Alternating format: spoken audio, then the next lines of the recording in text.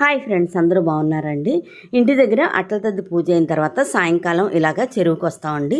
చెరువు గట్టు మీద ముందు 5 చెంబులు నీళ్లు పోసి కడుగుతారు. తర్వాత 11 చెంబులు, మొత్తం 16 చెంబులతో ఆ గట్టుని శుభ్రం చేసుకుంటామండి.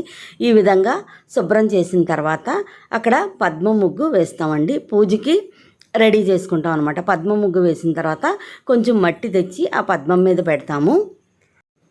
తర్వాత పసుపు విఘ్నేశ్వరుని చేసుకుని ఆ పసుపు వినాయకుడిని అక్కడ పెట్టుకుంటాం అనమాట. అక్కడ పెట్టుకున్న తర్వాత ధూపం, దీపం, నైవేద్యం ఇవన్నీ కూడా సమర్పిస్తామండి.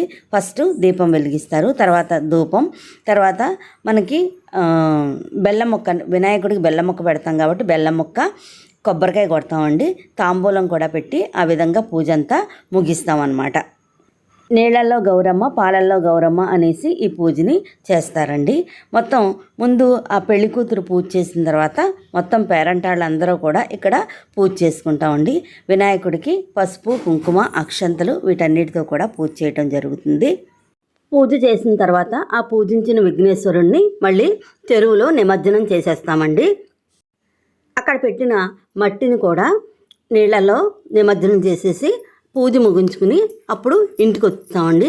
ఇంటికి వచ్చిన తర్వాత వాయినాల పూజ అనేసి ఇంకో పూజ ఉంటుందండి. అమ్మవారి దగ్గర ఈ వాయినాలన్నీ పెట్టి పెళ్లి కూతురు దీపాలు వెలిగిస్తుంది.